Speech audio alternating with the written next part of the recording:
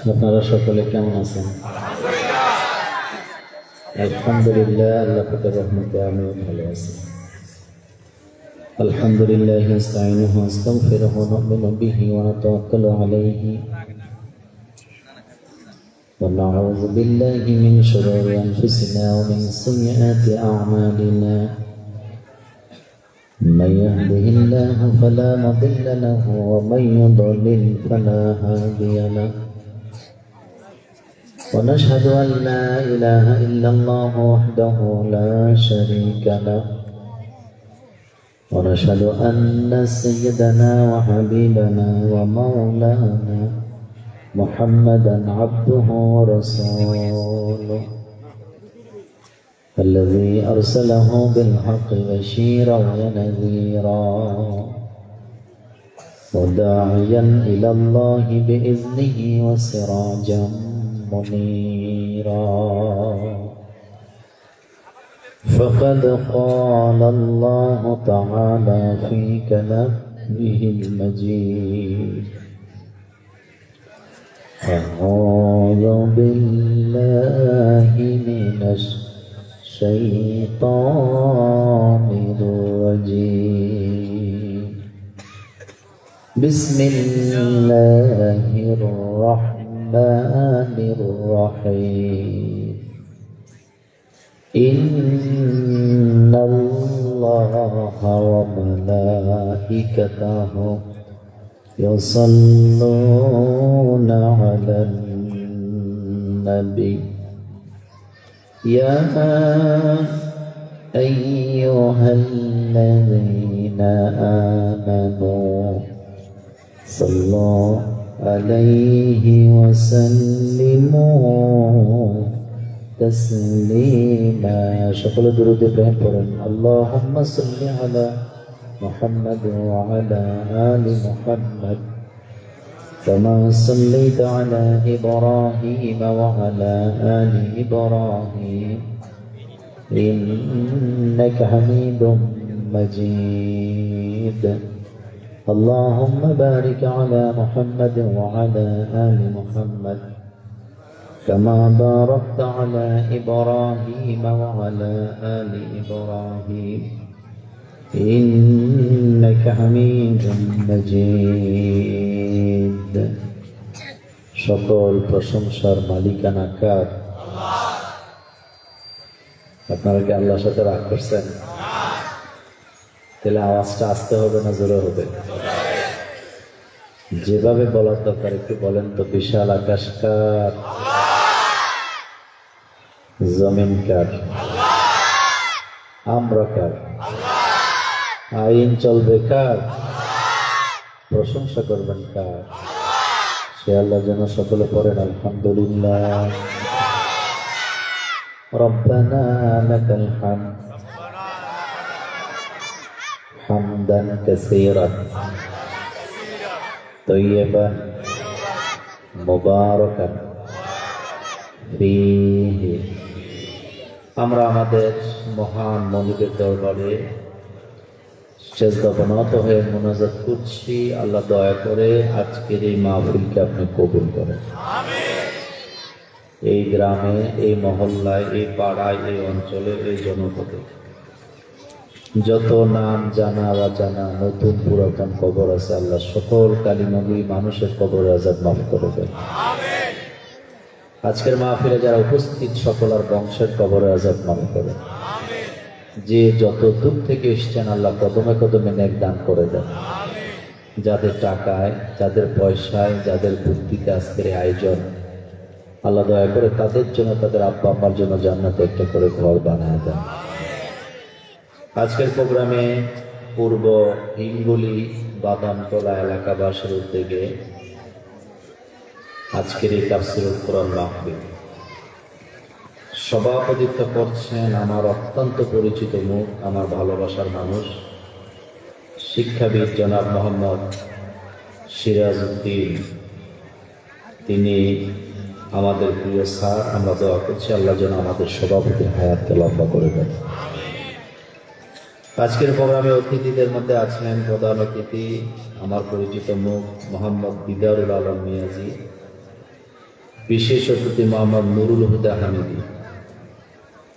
আজকের প্রোগ্রামে কথা বলেছেন মাওলানা মোহাম্মদ নূর নবী, কথা বলেছেন আপনাদের এই এলাকার জনপদের প্রিয় ফকির মাওলানা মোহাম্মদ সৈফুল ইসলাম,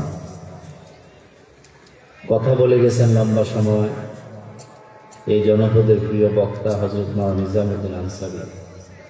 প্রোগ্রামটি আয়োজন করেছেন বাদামতলা যুব সমাজ। আল্লাহ দয়া করে যুবকদেরকে আপনি মাফ করে দেন। রাত কিন্তু অনেক হয়েছে, আপনারা বসে আছেন ঠান্ডার মধ্যে, কুয়াশাটাও বাড়তেছে আমি দেখতেছি, সেজন্য আমি কোনো ভূমিকা নেয় সরাসরি আলোচনায় যেতে চাই। আমি আজকে 3টা পয়েন্টের উপর আপনাদেরকে কথা বলবো। তার মধ্যে প্রথম যে বিষয়টা, বাংলাদেশে এখন সব মহলে আলোচিত একটি শব্দ যে আমরা রাষ্ট্রকে সংস্কার করব, দেশকে কি করব, বলেন কি বলছি? তো দেশ সংস্কার করবে যারা বলে, এই নিয়ে আমার কোনো কথা না, কারণ আমি যেহেতু এত বড় মাথাওয়ালা মানুষ না। তবে আপনাদেরকে সাক্ষী রেখে বলে দিয়ে যাই, দেশ সংস্কার করার চাইতে মানুষগুলোকে সংস্কার করা সবচেয়ে বেশি জরুরি। কারণ মানুষ ভালো হইলে দেশ কি হয়, ভালো হয়। আর মানুষ যদি চোর থাকে, দেশ কি কখনো ভালো হবে? এটা সহজ ভাষায় বুঝেন তো। আপনাদের এই গ্রামের নাম কি? বাদামতলা, মনে করেন তো বাদামতলার 80% লোক মনে কথার কথা বলিয়ে মনে করেন চোর, বাকি 20% ভালো। এটাকে বাদামতলা বলবে না চোরের গ্রাম বলবে? মানুষ যদি ভালো হয়, লোকেরা বলবে এটা ঠিকই বাদামতলা। এই জন্য বাংলাদেশ সংস্কার হোক আমরা চাই, তবে বাংলাদেশের মানুষগুলাকে আগে সংস্কার করার দরকার। বিশ্বনবী দুনিয়াতে এসে আগে রাষ্ট্র সংস্কার করেন নাই। মক্কাতে আল্লাহ রাসূল রাষ্ট্র সংস্কারের দাওয়াত দেন নাই, কিন্তু মদিনাতে যাওয়ার পর মক্কা যখন বিজয় করলেন, সোনার মানুষ তৈরি হওয়ার কারণে রাষ্ট্রটা সোনায় পরিণত করে দিলেন কে? আল্লাহ পাক বলছেন আলিফ লাম রা, কিতাবুন আনজালনাহু ইলাইকা লিতুখরিজান নাসা মিনাজ যুলুমাতি ইলান নূর।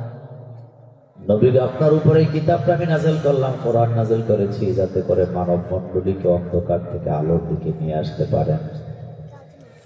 একটা মানুষকে যদি আপনি কোরআন শিখাতে না পারেন, কোরআনের তালিম দিতে না পারেন, তারে যদি আপনি মসজিদের দায়িত্ব দেন, মসজিদের টাকাও খায়া ফেলার সম্ভাবনা আছে না?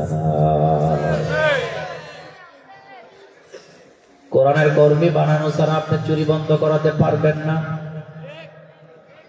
বাংলাদেশের সবচেয়ে জনপ্রিয় বক্তা বর্তমানে মিজানুর রহমান আজহারী, কোন সন্দেহ আছে?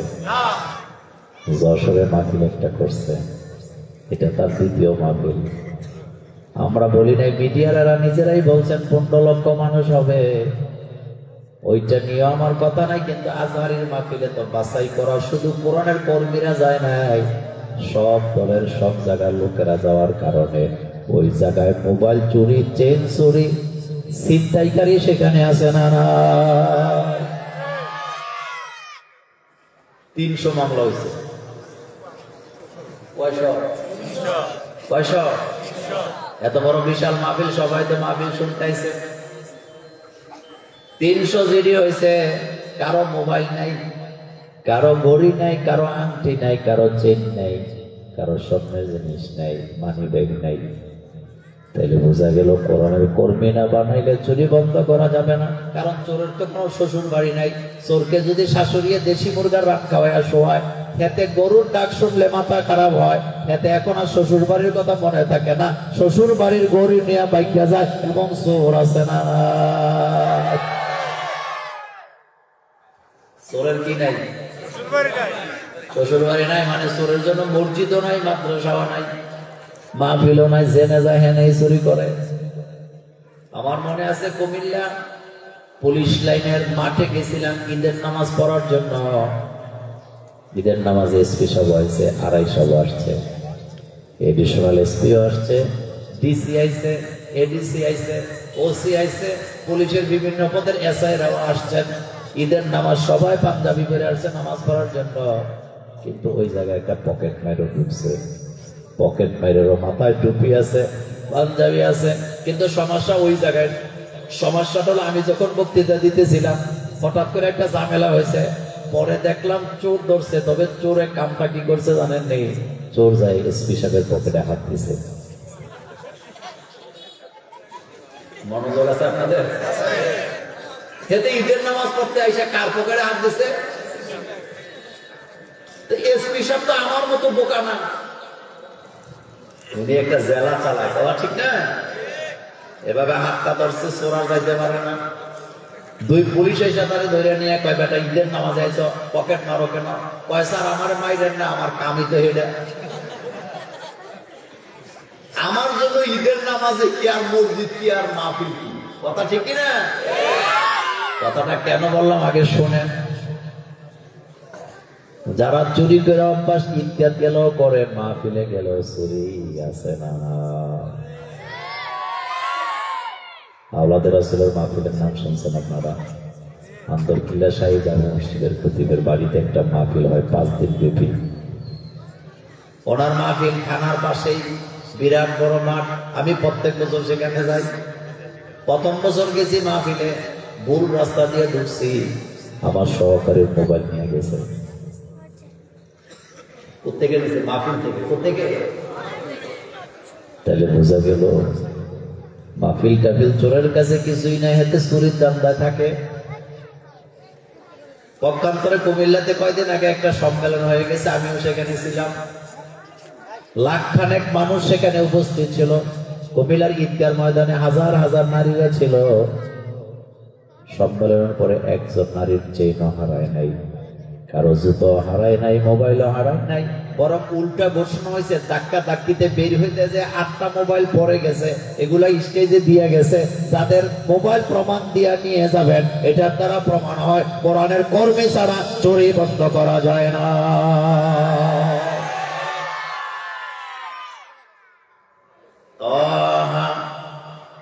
মা আনজালনা আলাইকাল কোরআনা লিতাশকা। কোরআন নাযিল করছে ভাগ্যের পরিবর্তন করার জন্য। ওই জায়গায় বললেন লিতুখরিজান নাসা মিনাজ জুলুমাতি ইলান নূর, মানুষগুলোকে আলোর রাস্তা দেখাবেন। মাদ্রাসায় কোরআন পড়াই বলে এখনো মাদ্রাসার ছেলেরা উস্তাদদেরকে জুতা পরায়া দেয়, এখনো মাদ্রাসার ছেলেরা উস্তাদের বাথরুমটা পরিষ্কার করে দেয়, উস্তাদের বাথরুমে গেলে পানিটা আটকাইয়া দেয়। আর ইউনিভার্সিটির অনেক সব ছেলে খারাপ, এটা আমি বলবো না, তবে যাদের কাছে কোরআন নাই তারা উস্তাদরে দইরা পিটিও দেয়। মাদ্রাসা ছুটি হইলে দেখবেন বাচ্চারা আপনাকে সালাম দিবে, মনে হয় যেন জান্নাতি পরিবেশ। আর ইউনিভার্সিটিতে কয়েকদিন পরে পরে মারামারি আছে না? এটার কারণ কোরআন। কোরআন মানুষকে নম্র বানায়, ভদ্র বানায়। মানুষগুলোকে নম্র ভদ্র বানাতে পারবেন না ততক্ষণ, মানুষগুলোকে কোরআন শিক্ষা দিবেন না যতক্ষণ। এই পয়েন্টে আমি কথাটা সমাপনী করতে চাই। মূল কথাটা বলতেছিলাম, আপনি রাষ্ট্রের সংস্কার করবেন, এতে কোনো সন্দেহ নাই, কিন্তু চোর বাটপার জায়গায় জায়গায় বসায় রাইখা মানুষ সংস্কার না কইরা রাষ্ট্রকে সংস্কার করা যায় না। আমি কি কথা ঠিক বললাম? আপনার বাড়ির ছাদের উপরে পানির ট্যাঙ্কি, ওই পানির ট্যাঙ্কের ভিতরে ইঁদুর পইরা মইরা পয়সা গেছে। আপনি যখন নিচে উজু করার সময় ট্যাপ ছাড়ছেন, পানিতে দুর্গন্ধ আছে না নাই? তো আপনি যদি ট্যাপটারে ব্লেচিং পাউডার দিয়া, বাংলা সাবান, লাক্স সাবান, ডাব সাবান দিয়া ঘষা ঘষা দৌত করে, পানির থেকে দুর্গন্ধ যাবে। আগে কি করতে হবে? এই তো আপনারা বুদ্ধিমান। এই থানার নাম কি? আপনাদের বুদ্ধি আছে, বলেন আগে কি করবেন? আগে ট্যাঙ্কি পরিষ্কার করেন, ইঁদুর ফালান, পরিষ্কার করেন, নিচের ট্যাপ ধোয়া লাগবে না, পানি ছেড়ে দেখেন ভালো পানি আসবে, সেম কন্ডিশন। আপনি রাষ্ট্র সংস্কার করবেন জিকির করলে হবে না। চোর বাটপার ঘুষখোরদেরকে যেখানে বসায় রাখছেন, এদেরকে যতক্ষণ পর্যন্ত সংস্কার করতে না পারবেন, রাষ্ট্র কখনো ভালো পথে যাবে না। সরকারের কাছে খবর গেছে তার এক আমলা ঘুষ খায়, তো সরকার বাধ্য হয়ে তারা ট্রান্সফার করছে। এতে আসলে আপনাদের চট্টগ্রাম ট্রান্সফার করে দিয়েছে, দিনাজপুর সেখানেও ঘুষ খায়, দিছে সিলেট সেখানেও ঘুষ খায়, দিছে কুমিল্লা সেখানেও ঘুষ খায়, যেখানে পাঠায় সেখানে ঘুষ খায়। সরকার এখন মেজাজ গেছে গরম হইয়া, কয় তারা এমন এক জায়গায় বসাবে যেখানে কোনো টাকা লেনদেন নাই। আপনাদের কাছাকাছি নদী আছে না? কোন নদী? ফেনী নদী। কি নদী? তো সরকার সিদ্ধান্ত নিচ্ছে যেখানে টাকা নাই তারে ওখানে বসা, তাইলে আর লেনদেন হবে না। তো কাজ কই থেকে দিবে, এবার তারে কাছে তুই ফেনী নদীর কিনারা একটা চেয়ার নিয়ে বসে বসে নদীর ঢেউ উঠবি, তোরা কোনো কাম করবে না। মানুষের খাসলত সহজে ভালো, চেয়ার একটা দিয়ে বসায় রাখছে, এতে 2 দিন গালে হাত দিয়ে চিন্তা করছে, আরে গোশ সারা বাসমো কেমনে। এবার নদীর দিকে তাকায় দেখে নদী দিয়ে মালবাহী নৌকা চলে, ট্রলার চলে, জাহাজ চলে। এখন হেতে নদীর ওই পারে গাছছে একটা খোটা, খোটাকে আপনারা কি করেন? খুঁটি, খুঁটি। ওই পারে একটা, এই পারে একটা গাইয়া রশি একটা লাগাইছে, লাগাই এদিকে নৌকা সব এদিকে আটকাইছে, এদিকে যেদিকে আটকাইছে।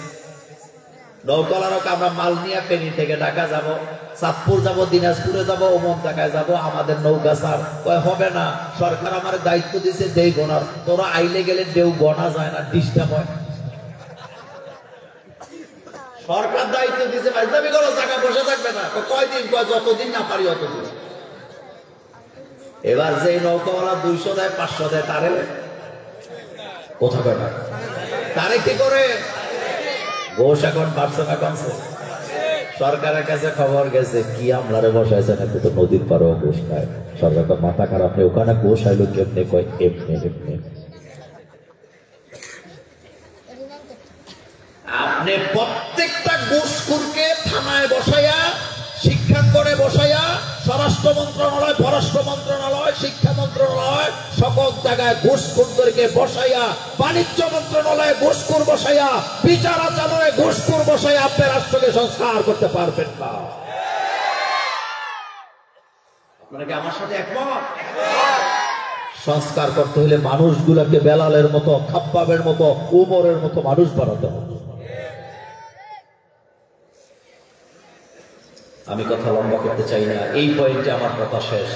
আমি বুঝাইতে চাইলাম, মানুষ ভালো না হইলে দেশ কখনো ভালো হবে না। আর মানুষগুলাকে ভালো করতে হলে কোরআন লাগবে নাকি লাগবে না? আফাতুমিনুনা বিবাদিল কিতাব ওয়া তাকফুরুনা বিবাদ। তোমাদের কি হলো, কিতাবের কিছু অংশ মানো, কিছু অংশ মানো না, এমন লোক আছে না নাই? এই পয়েন্টে কথা শেষ। 2 নম্বর পয়েন্ট, আমাদের বাংলাদেশে একটা প্রবাদ বাক্য আছে, আমরা তেল্লার মাথায়, কথা কয় না, তেল্লার মাথায়, এমন কথা আপনাদের এলাকায় নাই। আসলে ব্যাপারটা এমন, সরকারের পক্ষ থেকে বছরে বছরে হজ করায়, গরিবদেরকে করায় না, বড় লোকদেরকে। তাদেরকে গ্রামের মুয়াজ্জিনি করে খায়, 2000 টাকা বেতন পাইয়া সংসার চালায় গরিব মানুষ। সারাটা জীবন দোয়া করে, আল্লাহ মক্কা মদিনা না দেখায় মৃত্যু দিও না। তার জন্য বাংলাদেশের সরকারি টাকা দিয়া হজের কোনো ব্যবস্থা নাই।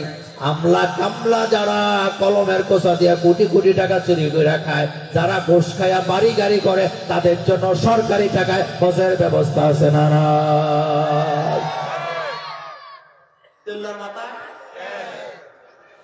কমলাপুর রেল স্টেশনে যায় দেখেন, হাজার হাজার ছেলে মেয়ে পাবেন যাদের মা নাই, বাবা নাই, এতিম বাচ্চা।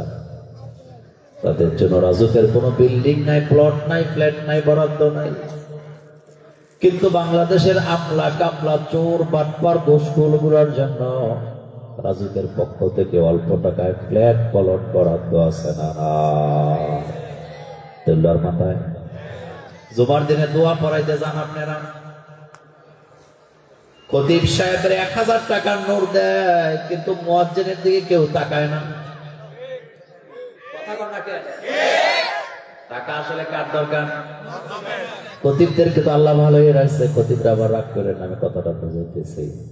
পকেটে ধাক্কায় ধাক্কায় সারা বছর, সারা মাস, সারা সপ্তাহ মুয়াজ্জিনেরা মসজিদ পরিষ্কার রাখে, মুয়াজ্জিনরা আজান দেয়। তিরমিজির হাদিসে রাসূল সাল্লাল্লাহু আলাইহি ওয়াসাল্লাম বলেছে, মসজিদ হলো মুয়াজ্জিনের জিম্মায়, যার জিম্মায় মসজিদ আছে সেই মসজিদে দোয়া পড়াইতে যায় মুয়াজ্জিনকে টাকা না দিয়া খতিব সাহেবরে টাকা দেওয়া মানে হলো তেল্লার মাথায় তেল দেয়। কার মাথায় তেল দেয়?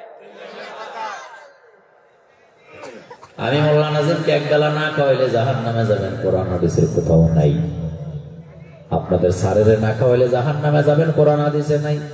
চেয়ারম্যান মেম্বার সর্দার মাতাব্বরদেরকে না খাওয়াইলে জাহান্নামে যাবেন, এমন কথা কোরআনে কোথাও নাই। কিন্তু মিসকিনকে খেতে না দিলে জাহান্নামে যাওয়াই লাগবে, এই কথা কোরআনে আছে না নাই? কিন্তু দেখবেন জিয়াফত করুক, দাওয়াত খাওয়াক, মিসকিনকে কেউ খাওয়ায় না। বরং জিয়াফতের খানার সময় মিসকিন যদি খাবার চায় পাট খাইলি না, এখন খুঁজলি খেন, এরকমের নির্মমতা আছে না নাই? তাহলে বোঝা গেল আল্লাহ মিসকিনকে না খাওয়াইলে জাহান্নামে যাওয়া লাগবে, অথচ মিসকিনকে না খাওয়ায় বড় লোকের খাওয়ায়, তাহলে তেল্লার মাথায়। বলেন তেল্লার মাথায়। অথচ জাহান্নামীরা যখন জাহান্নামে যাবে, একদল ফেরেশতারা জিজ্ঞেস করবে, মা সালাকাকুম ফি সাকার, জাহান্নামে কেন যাও? এটা তো খারাপ জায়গা। জাহান্নামীরা বলবে, লাম নাকু মিনাল মুসাল্লি, জাহান্নামে তো এমনি এমনি যাই না, আমরা তো বেনামাজি ছিলাম, নামাজ পড়তাম না। নামাজ না পড়লে জাহান্নামে যাওয়া লাগবে, এই কথা কোরআনে আছে না নাই? কিন্তু মসজিদওয়ালা বাড়ির লোকেরা নামাজ পড়ে না, এমন মুসল্লি আপনাদের এই এলাকায় না। বাদামতলার লোকেরা গেছে ফেনীতে আত্মীয়তা করার জন্য, লোকেরা জিজ্ঞেস করতেছে, তোমাদের বাড়ি কই? কয় বাদামতলা। কোন বাড়ি? কয় মসজিদওয়ালা বাড়ি। কোন বাড়ি? কোন বাড়ি? কয় মাদ্রাসাওয়ালা বাড়ি। আমার দাদা মসজিদ বানাইছে, আমার দাদা মাদ্রাসা জায়গা দিয়ে গেছে। কষ্ট পাইয়েন না, কোথাও আত্মীয়তা করতে গেলে গর্ব করে বলে আমাদের মসজিদওয়ালা বাড়ি, অথচ 5 বেলা মসজিদে আজান হয়, জামাত হয়, মসজিদওয়ালা বাড়ির লোকগুলার চেহারাগুলা মসজিদে খুঁজে পাওয়া যায় না, এমন বাটপার আছে না?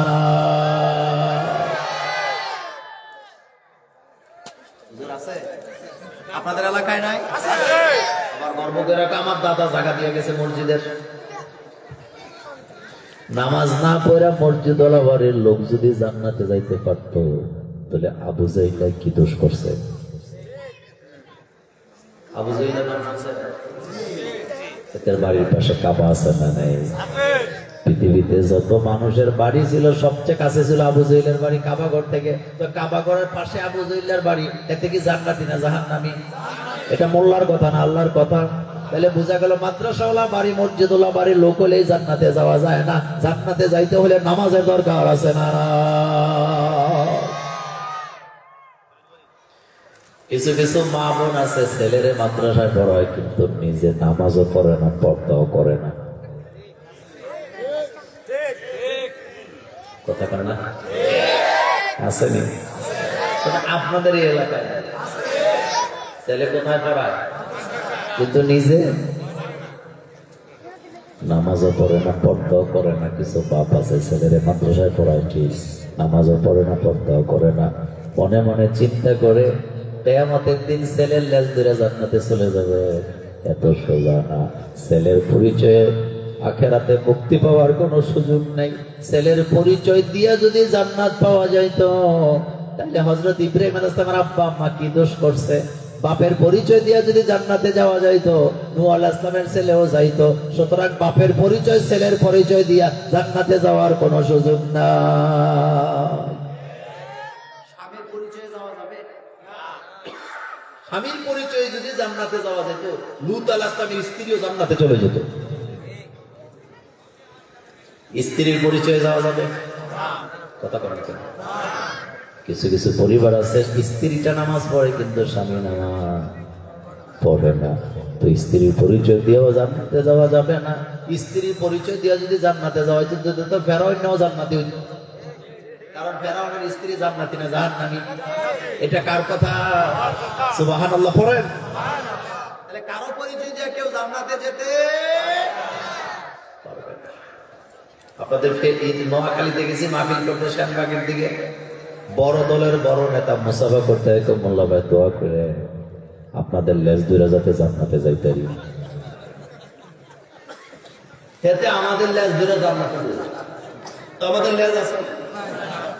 আমি তো আপনার তো বড় দলের বড় নেতা, ভালো কথাই তো কইছেন, কিন্তু সমস্যা হইল আজকে একটা মাসালাও শিখলাম। কি মাসালা? আমি তো আপনি তো কইলেন যারা জান্নাতে যাইব বুঝা গেছে তাদের একটা করে লেজও থাকবো। মানুষের কি লেজ আছে? লেজ কার? বানরের লেজ কার? লা হাওলা ওয়ালা কুওয়াতা কুমসা বাশার হায় সূরতে বুঝি না মগর দপ্তমেহি হা। সেদিকে গেলাম না। প্রথমে জিজ্ঞেস করবে মা সালাকাকুম ফি সাকার, প্রথম কথাটাই বলবে লাম নাকু মিনাল মুসাল্লিন, বেনামাজিয়া ছিলা এই জন্য জাহান্নামে হয়েছি। তাহলে নামাজ পড়ে না যারা জাহান্নামে যাবে তারা। দুই নাম্বার কথা ওয়ালাম নাকু নুতইমুল মিসকিন, মিসকিনকে খেতে দিতাম না। জিয়াফত হয় মিসকিনকে খাওয়ায় না, বিয়ার অনুষ্ঠান হয় মিসকিনকে খাবার দেয় না। জিয়াফতের খাবার সর্দার মাতাব্বর চেয়ারম্যান মেম্বারেরা দলে দলে খায়, হুজুরেরাও খায়, আছে না না? অথচ জিয়াফতের খাবারটা খাওয়ার কথা কারা? কিন্তু আমরা শুরু করি হুজুর দিয়া, শেষ করি এমপি সাহেব দিয়া। অনেক জায়গায় এমপিরা দাওয়াত খাইতে এলে একা আসে না, দল নিয়ে আর আসতে কম। এই দলের ভিতরে গাঁজা করো আছে না? আমি জীবনে এমন মাহফিলও দেখছি এমপি সাহেব 200 পোলাপান লয়ে আছে, অর্ধেকটি গাঁজা খায়, অর্ধেকটি কি খায়? যারা নামাজ পড়ে না, আল্লাহকে মানে না, আল্লাহর জমিনে আল্লাহর দিন কায়েম চায় না, তারা এসে মাহফিলে খাবার খায়, কারণ তারা নির্লজ্জ, তাদের কোনো লজ্জা নেই। লজ্জা থাকলে হেতে ইসলামের জায়গায় এসে খাইতো। তাহলে বুঝে গেল যারা মিসকিনকে খাবার দেয় না তারা কোথায় যাবে। তাহলে এই পয়েন্টে কথা শেষ। আমরা তেলের মাথায় কি দেই, কিন্তু সাহায্য কি গরিবরে করার দরকার না বড় লোকের করা দরকার?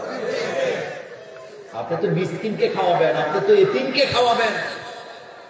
বিশ্বনবীকে আল্লাহ বলছেন ফাআম্মাল ইয়াতীমা ফালা তাকহার, নবী গো খবরদার এতিমকে ধমকি দিয়েন না। আমি আপনার এতিমের সরকার বানাইছি। আমার দেশে বাপের যদি পয়সা থাকে, প্রভাবশালী থাকে, ওই বাপের বাচ্চাদের জন্য চিপস কিনে দেওয়া লোকের অভাব নাই। কিন্তু যেই বাচ্চার বাবা নাই, মা নাই, এতিম, ওই বাচ্চাটা কোলে নেওয়ার মতো লোকও খুঁজে পাওয়া যায় না।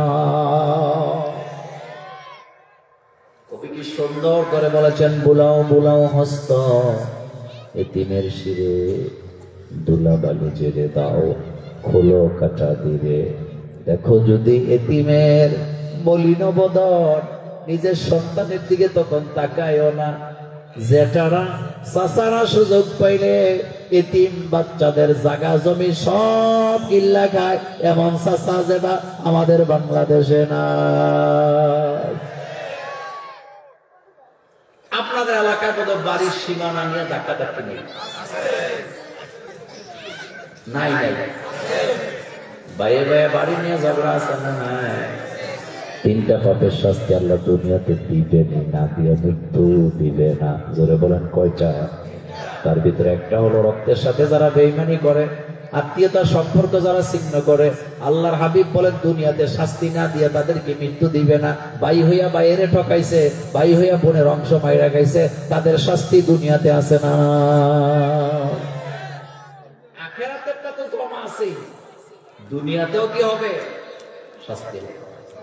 2 নাম্বার, ক্ষমতা পাওয়ার পরে জনগণের উপরে যারা অত্যাচার করে তাদের শাস্তি দুনিয়াতে আছে না? এই পৃথিবীর ইতিহাসে 2 ধরনের লোকেরা রাষ্ট্র চালাইছে। এক চালাইছে নবীরা, নবীরা ক্ষমতা চালাইছে, মানুষের উপরে কোনোদিন জুলুম করে নাই, যার কারণে নবীদের বিরুদ্ধে কেউ কোনোদিন কোনো অভিযোগ করতে পারে নাই। রাষ্ট্র চালাইছে ইউসুফ আলাইহিস সালাম, তার বিরুদ্ধে কোনো অভিযোগ নাই। রাষ্ট্র চালাইছে সুলাইমান আলাইহিস সালাম, তার বিরুদ্ধে কোনো অভিযোগ নাই। রাষ্ট্র চালাইছে আপনারা আমার নবী মুহাম্মদ সাল্লাল্লাহু আলাইহি ওয়াসাল্লাম, তার বিরুদ্ধে কোনো অভিযোগ নাই। পক্ষান্তরে ফেরাউন, নমরুদ, হামান, কারুনেরা রাষ্ট্র চালাইছে, তাদের বিরুদ্ধে লক্ষ লক্ষ অভিযোগ আছে না না?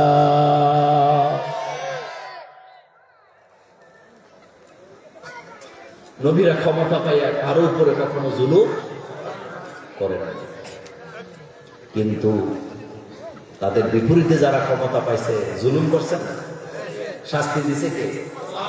আল্লাহ পাক। 3 নাম্বার, আমার কলিজার ভাইয়েরা, আল্লাহর ধরা বড় ভয়ানক ধরা। পরের হক যারা নষ্ট করে, কার হক জোরে বলে? আপনাদের এলাকায় নাই। ও কলিজার যুবকেরা, জিনা করছো, ক্ষমা চাইলে ক্ষমা পাবা। নামাজ 1 ওয়াক্ত 2 ওয়াক্ত খুয়াইছো, সেটাও তাওবা করলে তাওবা পাবা, কিন্তু কারো হক মাইরো না, কারণ হক আল্লাহ ক্ষমা করবেন না। রিক্সাওয়ালারে ভাড়া না দিয়ে চলে আসছো, বাসের থেকে টাকা না দিয়ে ফাঁকি দিছ, দোকানদারে ফাঁকি দিছ, তারে তুমি পাইবা না যতক্ষণ আল্লাহর দরবার থেকে ক্ষমা পাবা না ততক্ষণ। 35 বছর চেয়ারম্যানই করছে, তা না কয় বছর? আস্তে করে, ব্যাপারটা কি খুব সোজা? কষ্ট করে আইছে, আমার হাত ধরে, আমি বললাম না দেবেন হাত ধরে, আঙ্কেল দোয়াটাও করেন, 35 বছর তো চেয়ারম্যানই করছে, আর চাইটা কষ্ট করে আইসা পড়ছি। এবার শুধু আল্লাহ বিল্লাহ করবো, তাসবিহ একটা হাতে নিছি, শুধু তাসবিহ কইলাম। তো আমি হাসি দিয়ে বলতেছি, চেয়ারম্যান সাহেব তাওবা করছেন, ভালো কথা, কিন্তু 30 বছরের এই চেয়ারম্যানই চালাইতে যাইয়া যদি জনগণের গম টম চুরি করে খাইয়া থাকে, এগুলা ফেরত দিবেন না যতক্ষণ আপনার তাওবাও কবুল হবে না ততক্ষণ। কারণ পরের হক ক্ষমা করবে না কে? আরো জোরে বলেন কে? মানুষের হক নষ্ট করেন না, মানুষের হক নষ্ট করেন না, আল্লাহ ছাড়বে না। যুবকদেরকে বলে দিয়ে যায়, সফলতা চাও, সম্পদ চাও, চাকরি চাও, চাইবা কার কাছে? আল্লাহর কাছে সম্পদের কোনো অভাব নেই। দোয়া করবা, রব্বানা আতিনা ফিদ দুনিয়া হাসানা ওয়া ফিল আখিরাতি হাসানা ওয়া কিনা আযাবান নার। আমার আল্লাহ সম্পদ দেওয়ার ক্ষমতা আছে না নাই? তাহলে এই পয়েন্টে আমার কথা শেষ। চাইতে হবে কার কাছে? আল্লাহ পাকের কাছে। মানুষের উপরে কখনো জুলুম করা যাবে, পরের হক নষ্ট করা যাবে? আল্লাহ রাসূল আরেক হাদিসে বলছেন, লা ইয়াদখুলুল জান্নাহ কাতিরহম, যারা রক্তের সম্পর্ক ছিন্ন করে তারা কখনো আল্লাহর জান্নাতে যেতে পারবে না। ভাই হইয়া ভাইয়ের সাথে কথা বলে না, ভাই হইয়া ভাইয়েরে ঠকায়, ভাই হইয়া বোনকে ঠকায়, এমন ভাই বোন আমাদের এই এলাকায় আছে না নাই? কিছু কিছু মানুষ আছে আপনার চেয়ে পর বলো, মিথ্যা কথা বেটা। আপন কখনো পর হয় না, এটা তোর ভাই। হযরত ইউসুফ আলাইহিস সালামকে মারার জন্য ভাইয়েরা কুয়ায় ফেলা দিয়েছে। তারা তো জানতো ইউসুফ আলাইহিস সালাম মরে গেছে, রেশন আনতে গেছে অভাবে পড়া। হযরত ইউসুফ আলাইহিস সালাম তখন প্রেসিডেন্ট, সুবহানাল্লাহ। 10 ভাই গেছে রেশন আনার জন্য, লাইন ধরছে। যে পৃথিবীতে রেশনিং সিস্টেম, এটা সর্বপ্রথম চালু করছে হযরত ইউসুফ আলাইহিস সালাম। সুবহানাল্লাহ বলবেন না? কে চালু করছে? কল্পনা করা। রেশনিং সিস্টেম চালু করছে কে? ইউসুফ আলাইহিস সালাম। নাগরিকদের রেশন দিতে হবে। ডক্টর ইউনূসের একটা কথা খুব ভালো লাগছে, আমার অনেক ভালো লাগছে। ডক্টর ইউনূস এদিন বলেছিলেন যে আমার দেশে একটা লোকের 64 বছর হইলে তারা কয় তুমি রিটায়ার্ড। আসলে মানুষের জীবনে রিটায়ার্ড বলতে কোনো শব্দ নাই। শ্বাস চলবে যতক্ষণ, হাত পা চলবে ততক্ষণ, হাত পা চলবে যতক্ষণ, কাজও চলবে ততক্ষণ। শুনেন, ডক্টর ইউনূসের লোক আমি না, ভুল বুঝছেন না, কিন্তু এই কথাটা কি মজা লাগছে বলি। সুস্থ সবল লোক চাকরি করতেছে, খাইতেছে, আসতেছে, যেতেছে। যখন 64 বছর বয়স হয়েছে তাকে তখন গার্ড ধরে বের করে দেয়। গার্ড ধরে বের করা মানে তার একটা প্রমোশন বই হাতে, কি বলে, একটা রিটায়ার্ড বই হাতে দিয়ে আপনার বাড়ি চলে যান, আপনার আর কোনো কাম দেয়। এরপরে যেই লোকটা 64 বছর পর্যন্ত কাজ করলেন, মাসে একটা মায়না পাইছেন, বেতন পাইছেন, সুস্থ ছিলেন, এই লোকটারা যখন অবসরে দিল, ওই লোকটা এমনিতে আরো বেশি অসুস্থ হয়ে গেল। কথা বলেন, এখানে জুলুম আছে না নাই? কিন্তু পক্ষান্তরে বাংলাদেশে রাজনীতিতে কোনো বয়স নাই। আপনাদের মনোযোগ আছে? রাজনীতিতে রিটায়ার্ড আছে নি? বুড়া হইতে হইতে হইতে হইতে এমন বুড়া হইছে, হাঁটতে লাগলে পা চলে যায়, আগে পেট চা করে, বাঁকা হইতে পারে না, তিনজনে ধরে নিয়ে যায়। এরপরেও রাজনীতি আছে না? ডক্টর ইউনূস মূলত আপনাদেরকে এটাই বুঝাইতে চাইছে, রিটায়ার টিটার কিছু নাই। যে যেই বয়সে যেই কাজ করতে পারে তাকে দিয়ে সেই কাজ চালানো হবে, কিন্তু কোন মানুষকে রিটায়ার এটা বলা যাবে না। এটা আমি সমর্থন করি। কেন করি জানেন? কারণ এই বাংলাদেশের ম্যাক্সিমাম চাকরিজীবীরা অসুস্থ হয় রিটায়ার্ডে যাওয়ার পরে। কথা বলা বাঙালি, কথা সত্য না মিথ্যা? কারণ একটা লোক নিয়মিত কাজ করছে, আপনি তারা এখন বসায় রাখছেন, তার মন মানসিকতা এখন আক্রান্ত হয় কি হয় না? কিন্তু রাজনীতি করার বেলা আবার হইল না, যতক্ষণ না মরে ততক্ষণ এমপি। কথা কি ঠিক বললাম? যতক্ষণ না মরে ততক্ষণ। এই কথাকে আমি সমর্থন করি। একটা মানুষকে আপনি রিটায়ার্ডে পাঠাবেন না, একটা মানুষকে আপনি আনফিট করে দিচ্ছেন, অথচ এই লোকের মেধাটা আপনার জন্য দরকার আছে না নাই? আমি ওই আজকে করবো না, কিন্তু একটা কথা মনে রাখবেন, বয়সের বার, বয়স যত বাড়ে তার ব্রেনের মধ্যে অনেক ভালো কিছু আল্লাহ পাক দান করে না? হেডমাস্টারের যোগ্যতা দিনে দিনে বাড়ে না, কমে? বাড়তে বাড়তে বাড়তে বাড়তে যখন চূড়ান্ত পর্যায়ে যায়, প্রিন্সিপালদের যোগ্যতা বাড়তে বাড়তে যখন কাজ করতে করতে চূড়ান্ত পর্যায়ে যায়, যখন যোগ্যতা অর্জন করে সারে, তখন আপনি বাড়িতে চলে যান, আপনি রিটায়ার্ড। অথচ ওনাদের মেধাটা আমাদের জন্য দরকার আছে নাকি নাই? হযরত ইউসুফ আলাইহিস সালাম রেশন দিতেছে, বসে আছেন সেখানে, বাইরে গেছে লাইন ধরে রেশন আনার জন্য। ইউসুফের প্রতি কত জুলুম তারা করছে, তাকে হত্যা করে রক্তাক্ত করে তাকে কুয়াতে ফালায় দিছিল। তারা তো জানে ইউসুফ নাই, মরে গেছে, কিন্তু তারা তো স্বপ্নেও জানে না যে বাদশার কাছে রেশন নিতে আসছে সেই বাদশাই হযরত ইউসুফ। সুবহানাল্লাহ বলবেন না? কি মজার কিতাব কোরআন! ভাই তো চিন্তা বলাইছে, নবীরা তো কোনো কিছু ভুলে না, নবীদেরকে কন্ট্রোল করে কে? ইউসুফ আলাইহিস সালাম বুঝে গেছে এটা আমার ভাই, এরা আমার ভাই, এরা আমার ভাই, কিন্তু পরিচয় দেয় না। দেখেন, জিজ্ঞেস করতেছে, তোমাদেরকে আর কোনো ভাই আছে? কয়টা? তো দুইটাই ছিল, একটা মরে গেছে। আব্বা মা আছে? নিকো আছে। আব্বা আম্মা কি করে? আমাদের একটা ভাই হারায় গেছে, ওই ভাইটা শোকে আব্বা অর্থ হয়ে গেছে। কোন নবী? ইয়াকুব আলাইহিস সালাম। ফাসবরুন জামিল, ছেলের জন্য কাঁদতে কাঁদতে আব্বা অন্ধ হয়ে গেছে। এ কথা শোনার পরে হযরত ইউসুফ আলাইহিস সালাম তারা যাতে না বুঝে চোখের পানি মুছতেছে আর বলতেছে, আগামীবার যখন রেশন নিতে আসবা, ওই ছোট্ট ভাইটাকেও নিয়ে আইসো, আমি তোমাদেরকে রেশন আরো বাড়ায় দেব। এগুলা গল্প না করা। ভাইয়ের প্রতি ভালোবাসা দিলে আপন কখনো পর। কথা কয় না? ইউসুফ আলাইহিস সালাম এগুলো লটকাইতে পারতো, পিড়াইতে পারতো, তোরা আমরা মাইরা ফেলাইছিলি, এখন খবর আছে আমার কাছে রেশনের জন্য আসছি।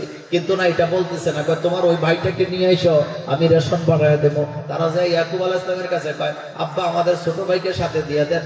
বাদশা বলছে রেশন বাড়ায় দিবে। ইয়াকুব আলাইহিস সালামকে আমার এক ফলারে নিয়ে তোরা কি করছো এখনো জানি না, আরেকটারে নিতে চান, আমি তোদেরকে বিশ্বাস করি না। কয় না আব্বা বলছে রেশন বাড়ায় দিবে, আপনি তারে দেন। দিছে। এবার ছোট্ট বাইরে নিয়ে রেশন আনতে যখন গেছে, ইউসুফ আলাইহিস সালাম বাইরের দিকে চিন্তা ফেলাইছে, মন চায় জড়ায় ধরি, কিন্তু ধরবো কেমনে? ধরলে তো পরিচয় পাইবো। আপনারা যারা বলেন আপনার চেয়ে পর ভালো, এটা কুফুরি করেন, কারণ রক্তের সম্পর্ক কখনো পর। দেখবেন বাইটা বোনদেরকে খাওয়ায় না, কিন্তু ফুফুরা যখন বাই পুতেরে বাইয়ের ছেলেরে পায়, আদর কম করে না বেশি করে? কলজের ভিতরে ঢুকায়। হ্যাঁ, বাঙালি কথা বলেন, কোথায় ঢুকায়? ভাই কিন্তু মনেরে খাওয়ায় না, কিন্তু এরপরও ভাইয়ের ছেলেরে পাইলে কুকুরা গলার মধ্যে জড়ায় নেয়। এটা রক্তের সম্পর্ক। এটা কিসের সম্পর্ক?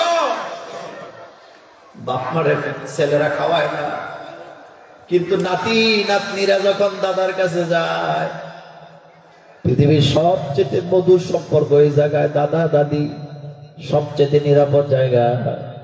বাপ মা আছে অনেক, ডাকাইত মার্কা মা বাপ আছে, বাচ্চাদেরকে দাদা দাদির কাছে যাইতে দেয় না। এমন ডাকাইত আপনাদের এলাকায় নাই। দাদা দাদিরে খাওয়ায় না, এরপরও নাতিদেরকে পাইলে দাদা দাদিরা কত খুশি, আদর করে নাতিরাও দাদা দাদা করে জান দেয়। অনেক সময় দেখা যায় দাদার কোলে নাতি যেতে চায়, মায়েরা দেয় না। এরকমের মানুষও সমাজে আছে না? না,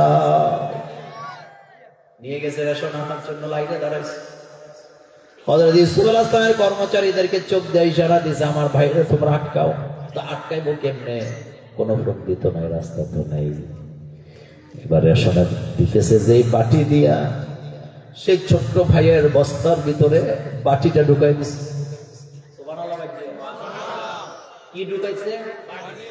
বাটি, যেটা দিয়ে মেপে মেপে দেয়। কর্মচারীরা চিৎকার দিছে, আমাদের রাজ দরবারের বাটি পাই না, যেটা দিয়ে মাইপা মাইপা রেশন দিছি। ইউসুফ আলাইহিস সালাম কয়, সবাই আটকাও, সবার বস্তা চেক করো। ভাইরাকে দেখেন, আমরা এগুলো করি না, আমরা চোর না। আমরা এবার এখন কয়েক আমাদের আব্বা খুব ভালো মানুষ, আমাদের আরেক ভাই আছিল, সেও মাসুম ছিল। মনোযোগ আছে? আমরা চোর না, আমাদের বাপ নবী। ইউসুফ আলাইহিস সালাম জানে না নবীদের?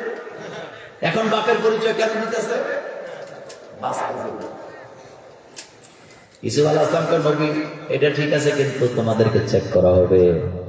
বস্তা চেক করতেছে, 1 ভাই 2 ভাই 3 ভাই, কারোটার মধ্যে বাটি পায় নাই। শেষ পর্যন্ত বাটি পাইছে কারো। ছোট ভাইয়ের নাম কি? এই তো বলেন কিনা? বাটি তো দিছে, ইউসুফ আলাইহিস সালাম বুঝে শুনেই তো দিছে। যখন বাটি পাইছে, এখন দেখছো নি, বাটি তো তোমাদের ভাইয়ের কাছে পাওয়া গেছে, এখন তো তারে দেওয়া যাবে না। এখন অন্য ভাইয়েরা সব পাল্টাইছে, কয় তারে না বিপদে পড়ছি, তারে আমরা আটকায় রাখে, কারণ তার আরেকটা ভাই ছিল, এটা আমাদের আপন ভাই না, আমাদের বাপ এক, মা 2। আটকায় রাখেন, তার আরেকটা ভাই ছিল, হেডও এখন বাঘে খায় বলে। কার কাছে বলতেছে? সাহস কত দেখছেন?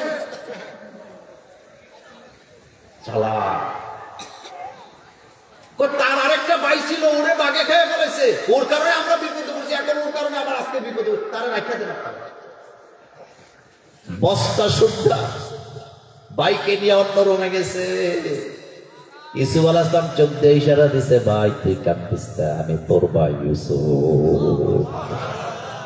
তোমার বস্তার মধ্যে বাটি দিছেন কেন? বাটি না দিলে তোর রাখবো কিভাবে? তোরে আমি একটা উসিলা দিয়ে রেখে দিলাম।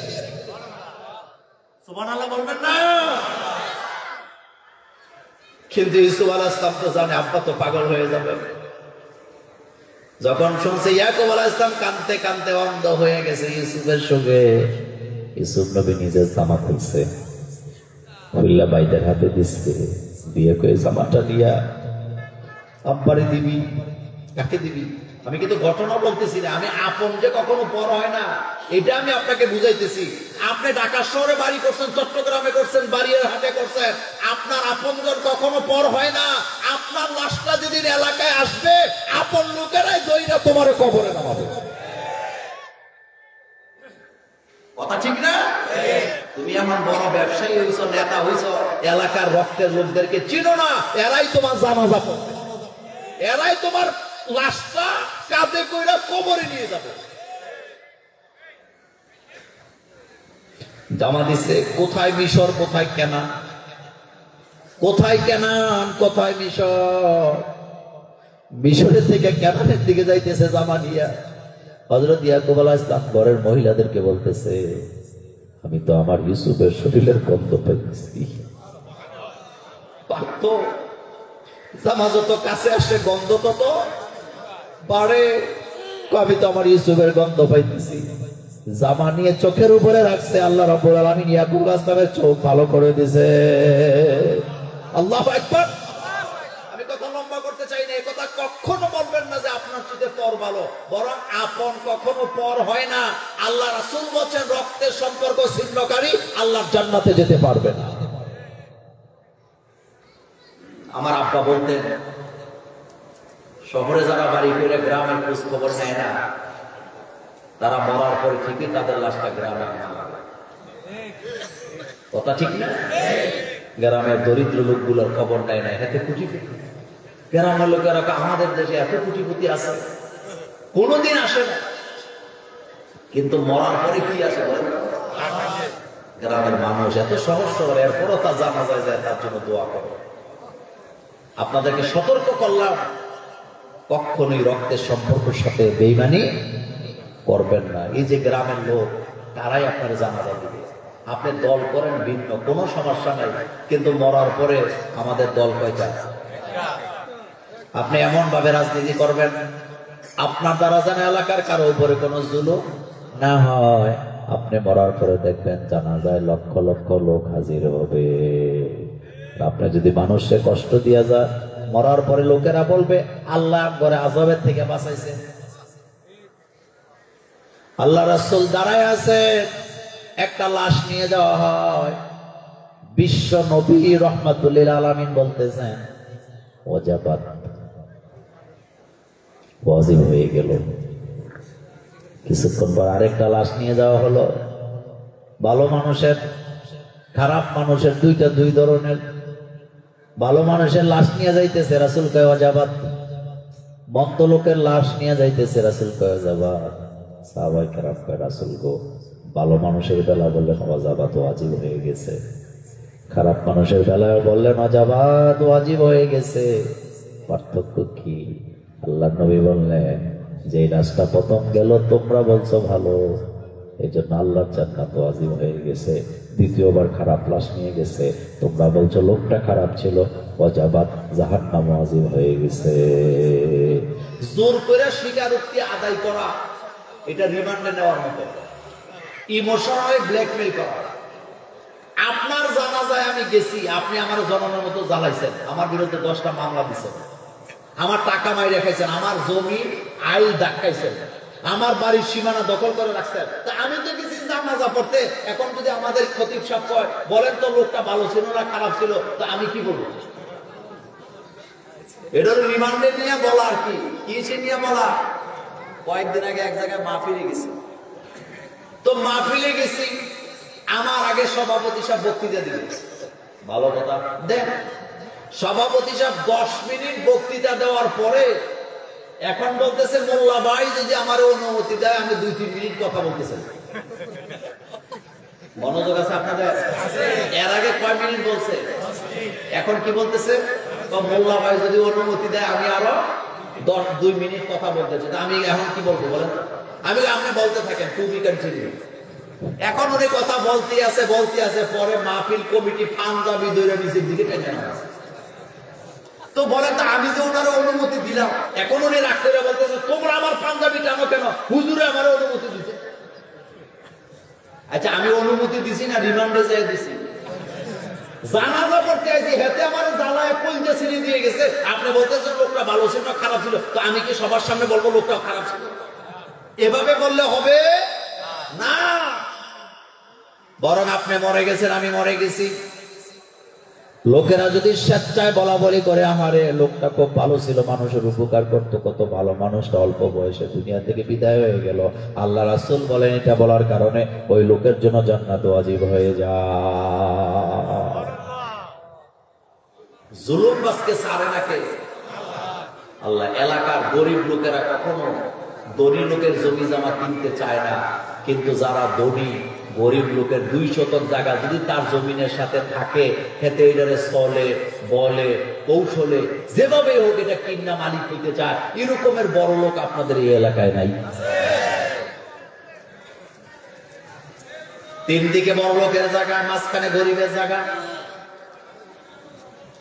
এখন এই 5 শতকের দিকে নজর গেছে, এটা না গেলে নাকি মাপ মিলে না, চলে বলে কৌশলে গরিবের জায়গাগুলা দখল করতে চায়, এমন জুলুমবাজ এলাকায় এলাকায় আছে না? না। ইযা জাআ আজাল্লা ইস্তাগফিরুন, মৃত্যু যখন চলে আসবে খবরদার, আল্লাহর আদালত থেকে বেগে যাওয়ার কোনো সম্ভাবনা নাই। মরার সময় সম্পদ নিয়েও যাওয়া যাবে না, আল্লাহর আদালতে ধরা পড়া লাগবে কি লাগবে না। কবি কি সুন্দর করে বলেছেন, মাউতে কাসিন কুল্লু নাসিন শারিব, মাউতে কাসিন কুল্লু নাসিন শারিব, কবরে বাইতিন কুল্লু নাসিন দাখিলু। মৃত্যু এমন এক শরবতের নাম যেটা পান করা থেকে বিরত থাকা যায় না। আপনি শ্বশুর বাড়িতে গেছেন, তারা আপনাকে শরবত দিচ্ছে খাওয়ার জন্য, আপনার ব্যক্তিগত ব্যাপার খাইতেও পারেন, নাও খাইতে পারেন, কিন্তু মালাকুল মউত যখন মৃত্যু শরবত নিয়ে আসবে, ওখান থেকে পালায়া যাওয়ার কোনো সুযোগ নেই।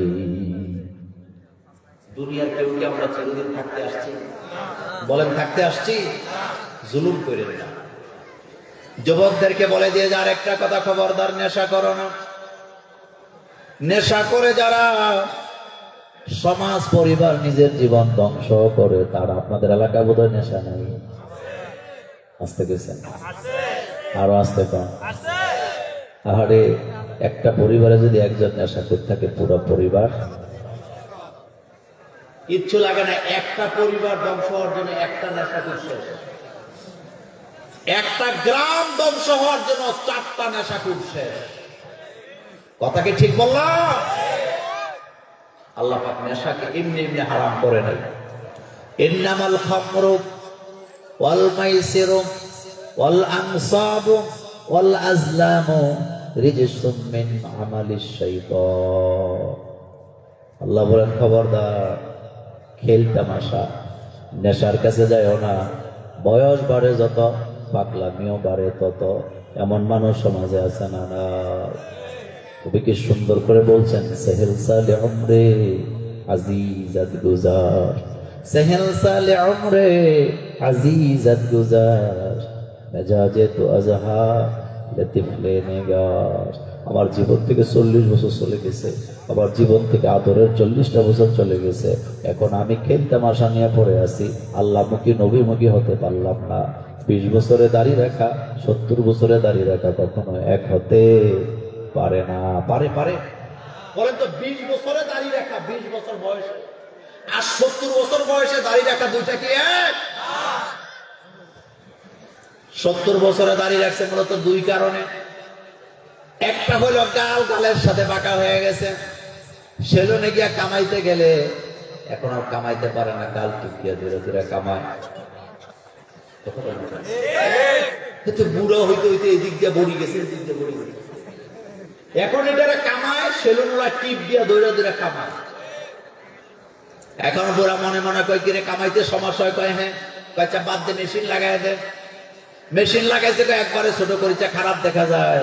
তাহলে বুড়া 70 বছর বয়সে যেটা দাঁড়িয়ে রাখছে, মূলত 1 নম্বরে রাখছে, কামাই তারে না, আরেকটা রাখছে, খারাপ দেখা যায়। কিন্তু 20 বছরের যেই যুবক গালে দাঁড়িয়ে রাখছে, 100% রাসূলুল্লাহর প্রেমে পড়েই রাখছে। ঠিক কিনা? 20 বছরে দাঁড়িয়ে রাখছে মানে তার কলিজার ভিতরে রাসূলুল্লাহর ভালোবাসা। আর 70 বছরে দাঁড়িয়ে রাখছে, মানুষকে ফাঁকি দেয়। কি দেয়? এটা হলো নেক্সরতে ধোকা। নেক্সরতে, আচ্ছা বলেন তো, নেক্সরতে ধোকা আছে না নাই? আপনারা খাইছেন কিনা জানি না, আমি একবার খাইছিলাম। কুমিল্লার এক জায়গায় দাঁড়ায় আছি, এক লোক দাড়ি রোমান টুপি পাঞ্জাবি পরে আমার আয়সা বলতেছে, হুজুর আমি ময়মনসিংহ থেকে আসছি, কুমিল্লাতে নামছি, আমার সবকিছু নিয়ে গেছে, আমি এখন বাড়িতে ফেরত যাবো, কিভাবে? 500 টাকা। খুব মায়া লাগছে। 500 টাকা দিছি। আমার সাথে আরেকজন ছিল, ওই জায়গায় ব্যবসা করে, উনি কয়, মোল্লা ভাই 100% আপনি ধোঁকা খাইছেন। আমি কই, ভাই মানুষের ব্যাপারে এত নেগেটিভ কথা বললেন না, বিপদে পড়ছে দিকে তো বেড়া হাত পাচ্ছে। কয় না, আপনি ধোঁকা খাইছেন, কারণ তারও আমি আরো কয়েকবার দেখছি মানুষের থেকে এগুলো বললে টাকা না। আমি কই, আমার নিউজের মধ্যে কোনো ডিস্টার্ব নেই, গেলে গেছে। মাস দেড়েক পরে ওই লোকের দোকানে আমি বসা, হেতে তো আর জানা নেই দোকান দিয়ে ওই লোকের ভাই রুখতে দেখছে। আমি বসে আছি একটা চেয়ারে, ঠিক এই লোক ঢুকছে, ঢুকে আরেকজনের মোবাইল কিনবে, ওখানে যায় বলতেছে, ভাই আমার বাড়ি দিনাজপুর না কি কইছে, আমার সব টাকা পয়সা লোকেরা নিয়ে গেছে, আমার 500 টাকা দেন, আমি বাড়ি যাব। তো ওই যে দোকানদার, সে আমার সাথে ছিল, উনি বলতেছে দোকানে শাটার বন্ধ করে। তো ওনার কর্মচারী যখন দোকান লাগাইছে, খেতে এখন বাইরে হওয়ার চেষ্টা করতেছে। আমার কইতেছে, মোল্লা ভাই ওই সেই লোক যে আপনাদের দোকান দিচ্ছে।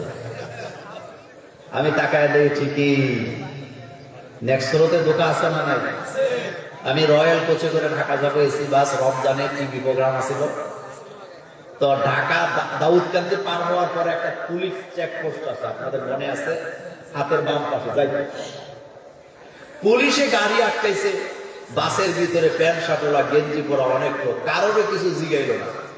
একটা লোক চুল সাদা, দাড়ি সাদা, টুপি সাদা, পাঞ্জাবি সাদা, পায়জামা পরা, লুঙ্গি পরছে, লুঙ্গিটাও সাদা। র্যাবের লোকেরা এসে ওই লোকটারে ধরে নিয়ে যাচ্ছে। আমি তো বসার সামনে, ওই যে বড় সিট গুলা থাকে না সামনে কয়েকটা, তা আমি ওইটাতে বসা। তো র্যাবের লোকেরা যখন নিয়ে যাচ্ছে, আমি তখন হাসি দিয়ে বলতেছি, আপনারা বাসের ভিতর থেকে এইরকমের সুন্দর একটা মানুষ, আলেমের মতো দেখা যায়, তারে ধরে নিয়ে যান। এটা বলার সাথে সাথে র্যাবের একজন লোক আমার দিকে তাকায়া আমার বলতেছে, মোল্লা ভাই আপনি মোল্লা নাজিম না? আমি কই, হুজুর আপনার ওয়াজ তো অনেক শুনি, ভালো লাগে, তবে মজার কথা বলি, আপনি যারা আলেম মনে করতেছেন, আসলে তে আলেম না, এতে ইয়াবা ব্যবসা করে। চিন্তা করেন, লুঙ্গি সাদা, পাঞ্জাবি সাদা, টুপি সাদা, দাড়ি সাদা, কি ব্যবসা করে? তাহলে বোঝা গেল এই দাড়ি টুপি হলো মানুষকে ধোঁকা দেওয়ার জন্য। কথাটা বলে দিয়ে গেলাম, বয়স দিন দিন বাড়তেছে, ধোঁকাবাজের দাড়ি রাইখা লাভ নাই। ও কলিজার যুবক, দাড়ি যদি রাখতে হয় রাসূলুল্লাহর প্রেমে ফিরে রাখো। এই দাড়ির কারণে তুমি জান্নাতি হয়ে যেতে পারো, কারণ নবীর, প্রত্যেক নবীর দাড়ি আছে না না। তো ওইটা আমার আলোচনা। আমার মূল কথা হইল 20 বছরে নামাজ ধরা আর 70 বছরে ধরা, দুইটা কি এক? 20 বছরে দাড়ি রাখা আর 70 বছরে রাখা, দুইটা কি এক?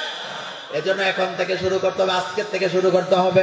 সেহেল সালে উমরে আজিজাত গুজাশ, সেহেল সালে উমরে আজিজাত গুজাশ, মেজাজে তো আজহা লতিফলে নেগার। আমার জীবন থেকে 40টা বছর চলে গেছে, এখন আমি আল্লাহর দিকে মুখ ফিরাতে পারলাম না, এমন গাফেল বান্দা আছে না না? আল্লাহ বলেন, বান্দা আমার কাছে চা, हर घड़ी दे देने की तैयार है, हर घड़ी दे देने की तैयार है, जो न मांगे उससे तो बेजार है। আল্লাহ তো 24 ঘন্টা আমাদেরকে ডাকতেছে, ও বান্দা আমার কাছে চা, তোর কি লাগবে, আমি আল্লাহ তোর অভাবগুলি পূরণ করে দেব। চাইবেন কার কাছে? আরো চিল্লায় বলেন, কার কাছে? আল্লাহ ছাড়া কারো কাছে চাইয়েন না, লাভ নাই।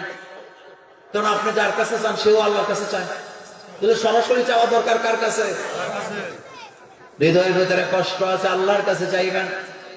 ও কলিজার যুবক, কামাই করতে পারো না, এখনো কামাই শুরু করতে পারো না, লোকেরা তোমারে দেখতে পারে না, পরিবারের লোকেরা তোমারে ভালোবাসে না, কিছুই লাগবে না, আল্লাহর কাছে সেজদা দিয়ে চাও, তোমার আল্লাহ তোমার বেকারত্ব দূর করে দিবে। রাসূলুল্লাহর বেকারত্ব দূর করে দিছে কে? তোমার তো আল্লাহ পাক বলেন, ওয়াজাদাকা আইলা ফাগনা। নবী গো, আমি আপনাকে দরিদ্র অবস্থায় পাই, আমি আপনাকে ধনী বানাই দিচ্ছি। নবীরে দরিদ্র অবস্থায় পাইছে কে? ধনী বানাইছেন কে? আল্লাহ পাক ধনী বানাইছে। আল্লাহর নবীকে আল্লাহ সম্পদ দিলেন, তবে এমন সম্পদ রাসূলুল্লাহর কাছে নাই যেই সম্পদ রাসূলুল্লাহকে আল্লাহর কাছ থেকে দূরে সরায়া দেয়। রাসূল বাড়িতে আসছে, 19 দিন চুলায় আগুন জ্বলে নাই। রাসূল বলতেছে, তোমরা যদি আমার সংসারে থাকতে চাও থাকো, না থাকতে চাইলেও তোমাদেরকে এখতিয়ার দিলাম। আমি যদি আমার আল্লাহকে বলি উহুদ পাহাড়টাকে স্বর্ণ বানায় দাও, আমার আল্লাহ এক্ষণে উহুদ পাহাড় স্বর্ণ বানায় দিবে, তোমাদেরকে ভাগ করে দিব, তোমরা বেঁচে নিয়ে খাবা। কিন্তু আমি এটা চাই না। আমাকে আল্লাহ যে অবস্থায় রাখছে এই অবস্থা আল্লাহ শুকরগুজারি হতে চায়। স্ত্রীরা বলতেছে, রাসূল গো, 19 দিন পর্যন্ত চুলা আগুন জ্বলে না, আমাদের কোনো কষ্ট নাই। আপনি যখন আমাদের সামনে এসে মুস্কি হাসি দেয়, আমরা আমাদের ক্ষুধার যন্ত্রণার কথা ভুলে যাই। কি চরিত্র ছিল আমার নবীর! এই জন্য মিলেমিশে থাকবেন, ভাইয়ে ভাইয়ে কখনো ঝগড়া করবেন না, ভাইয়ে বোনে ঝগড়া করবেন না, বাতি যারা কখনো চাচা চাচাদের সাথে বেয়াদবি করবেন না, সকলে মিলেমিশে থাকবেন। নামাজ ধরেন, নামাজ কয়েক তো বলেন, কয়েক তো। এই যে মাহফিল হয়েছে, কালকে থেকে নামাজ পড়ার দরকার আছে না নাই? তাহলে বোঝা যাবে মাহফিলে আপনাকে অ্যাকশন করছে। ওষুধ খাওয়ার আগে চিন্তা করেন, এই ওষুধটা খেলে যেন আমারে ধরে, আমি যেন ভালো হই। তো ওয়াজ শোনার আগে তো চিন্তা করার দরকার, এই ওয়াজটা শুনলে যেন আমি হেদায়েত হই। দরকার আছে না নাই? ওষুধ খাওয়ার আগেই চিন্তা করতেছেন এটা খাইলে যেন আমি ভালো হয়ে যাই। তো বাইরে ওয়াজ যে শুনলেন, এখানে চিন্তা করার দরকার আছে না যে আমি যেহেতু ওয়াজ শুনতেছি, ইনশাল্লাহ আগামী দিন থেকে নামাজ ধরবো, আর মানুষের উপরে জুলুম করব না, কারো হক নষ্ট করব না। এই চিন্তা চেতনা হৃদয়ের ভিতরে ঢুকানোর দরকার আছে না নাই? আল্লাহ যেন আমাদেরকে কবুল করেন, আমরা বলি আমিন। আমার কলিজার ভাইয়েরা, এই কথাগুলো আমি বলে গেলাম। আপনারা নামাজ পড়বেন, হক পথে চলবেন, হালাল কামাই করবেন, হারামকে বর্জন করবেন। আরেকটা কথা বলি, শেষ কথা, কখনো নিজের রক্তের সম্পর্কের লোকদের সাথে বেঈমানি কইরেন না। করলে আপনি দুনিয়াতে আল্লাহর শাস্তি থেকে রক্ষা তো পাবেনই না, আখেরাতেও কঠিন শাস্তি আছে নাকি নাই? শেষ কথা, শুরু থেকে যেটা বলছিলাম, মানুষগুলা ভালো হওয়া দরকার নাকি দেশ ভালো হওয়া দরকার? মানুষ ভালো হলে দেশ এমনিতেই কি হবে বলেন? দেশ এমনিতে ভালো হয়ে যাবে। আর এই মানুষগুলাকে ভালো করতে হলে কোরআনের শিক্ষা দরকার আছে না নাই? আল্লাহ যেন আমাদেরকে কবুল করেন, আমরা বলি আমিন। আমরা এখন মোনাজাতের দিকে যাব। সভাপতি সাহেবের বক্তব্য, তারপরে মোনাজাত। একটা লোক উঠবে না, একজন, যে যেখানে বসে আছেন, যেভাবে আছেন সেভাবে থাকেন। এক্ষুনি সভাপতি সাহেব সংক্ষেপে কথা বলবে, তারপর ইনশাআল্লাহ মোনাজাত করবে।